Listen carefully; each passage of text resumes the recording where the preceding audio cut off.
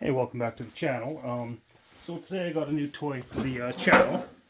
If you caught the short on it, you probably already know what that is. GB World. Anyways, ta-da! Quick unboxing. I actually unboxed this at work because I just want to take a look at it. Coffee break was there. It actually looks not too bad. Put the outside dogs on. Came with a toolkit. Came with one of those stupid plastic mixing bottles too, which I tossed because those are garbage. But the toolkit came with a very cheap Phillips screwdriver, 2 Allen keys, and a scrunch. So the saw itself actually looks pretty good. I'm gonna bring you guys in here with the camera around. Okay, so yeah, let's bring you guys in here so you can probably get a better view. I can make sure everything's in frame. When I'm showing you guys, take the clutch cover off. One thing I'm doing too on this, like you should do with any clone saw or any Chinese made saw, and you can tell us by the reviews, make sure screws are tight and bolts are tight, right? Because that seems to be the biggest problem. Things are loose and then they fall apart. One guy on the reviews on Amazon for this said this bolt was loose, so I used the provided toolkit to make sure that guy's tight.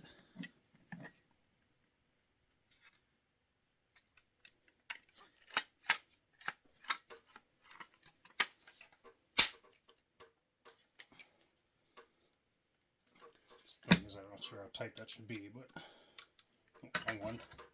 Oh, this right one. Okay.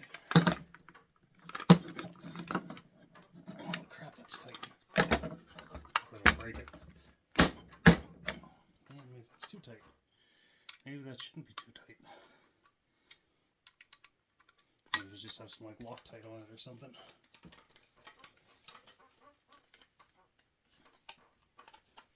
Pause you guys for a second. So yeah, that's definitely something to look out for on these because it does seem like it's not a very good fit and finish. So I don't have thread locker, but I'm going to use a little bit of Moto Seal because sometimes that will do in a pinch. Just something to lock the threads up and make it from just rattling out. Should buy some Loctite because it is a handy thing to have in your shop. Well, fumble fingers today. I was building these stupid little shrouds for capillary tubes today, grinding them so I was hanging onto an angle grinder for like 3 hours today, and my hand did not like that. Okay, so we'll set this aside and keep taking a look. So, I mean, everything looks pretty basic in here.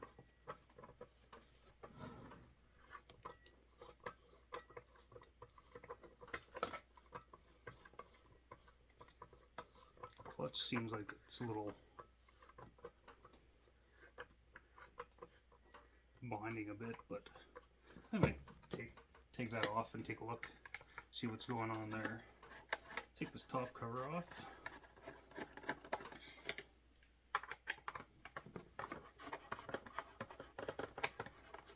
I'm going to do a compression test on this too, see what kind of compression she's pulling.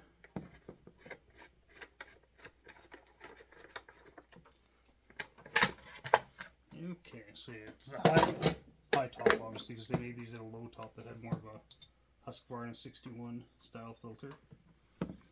It's got 2-piece ignition. Kind of reminds me of the John's Reds. Throttle does throttle things. I kind of want to take that clutch off because it just doesn't seem right. And I want to see what kind of rim sprocket's on it too, because it's always good to know. Okay. Actually, you know what? I'm not going to take that off yet, and I'll do that another day.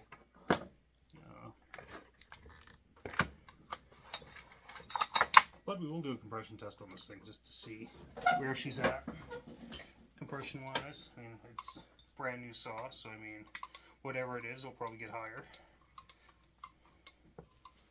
Set the throttle lock. That's what I like about Husqvarna, proper throttle lock.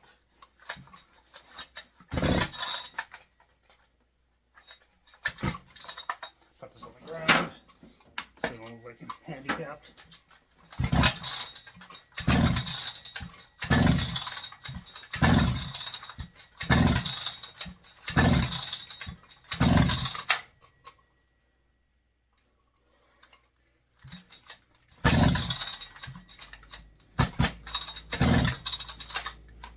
So, just above 175, which ain't bad. There's nothing wrong with that. After braking, I'm sure it'll be 180, 185-ish. But yeah, it's it's actually not a bad looking saw, really. I think this is gonna be a lot of fun. I'm wondering if I should delete the decompression valve or not. Tell me what you think, if I should delete that or not. It's on the side. It's not as likely to fall in.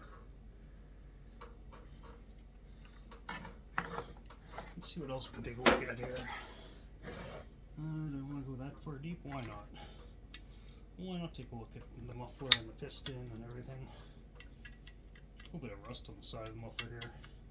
Mind you, I'm sure this came across the Pacific on in a sea can. And who knows how long it's sat in the Vancouver Harbor or port. That.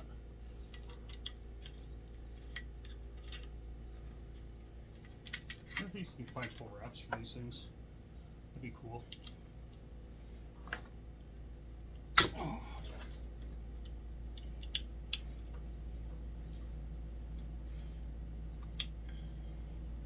Yeah, I wonder. I have a 24-inch bar. It's an older bar. I actually want to get like something like 28, maybe 32, something bigger. And why? Just because.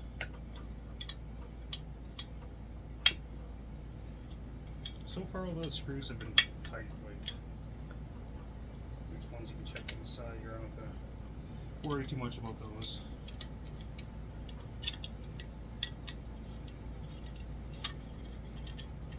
The crankcase is sealed. There might be a bigger fish to fry. The furnace is coming on, so I'm going to talk a little louder.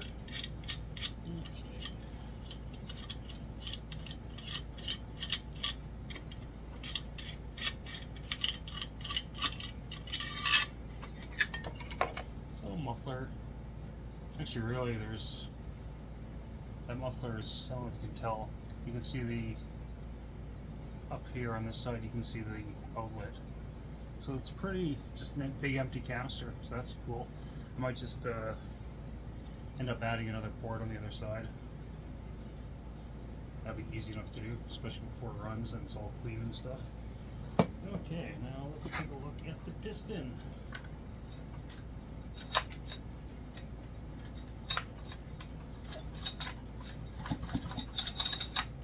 Well, I'm not going to show you the piston because everything looks fine there. I mean, it's just a piston, brand new. So yeah, I think this thing, off camera, I'm going to go through it a little bit more and just see if there's anything obvious, right? Because these little things like make sure the carburetor bolts are tight, and I'll maybe do that on camera. I'm looking forward to playing with the saw, like big time. I might buy another saw here soon. I'm not sure if it's going to be a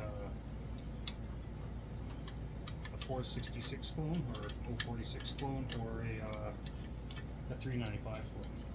Again, in the comments, give me suggestions what you'd rather see on the channel: a 395 clone or like 460 or a 040 still 046 clone. I'm kind of flip-flopping between the two. They're both in my budget because they're clones and they're cheap, right? So I'm not made out of money, but I sold a bunch of saws on eBay, so I got that generated some income for me for the channel to just play around with. I actually thought about getting a Echo CS590 too. I saw a video that was Okie Woodsman there. He was talking about how it sounds like Echo is going to be going the electronic route, which is fine. I mean, there's some people that really like not having to tune the carburetor, and I get that. I mean, if you're not into saws, not into messing around with them, you just use them for work. I can totally understand or just for firewood and you're not an enthusiast, you just want your chainsaw to run, I can totally understand. Like the M-tronic saws or whatever Husqvarna uses. Like, why not? Like when I had that 362C, that saw was great. I mean, occasionally you do the reset on it, but always ran great.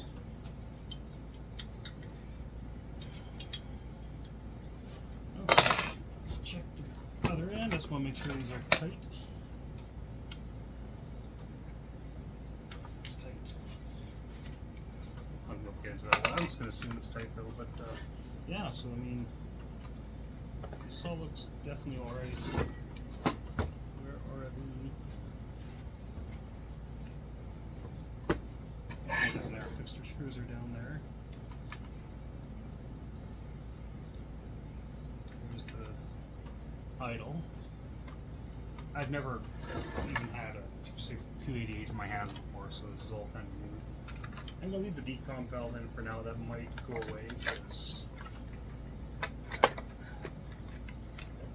especially cheap ones, that's a good way to grenade your engine.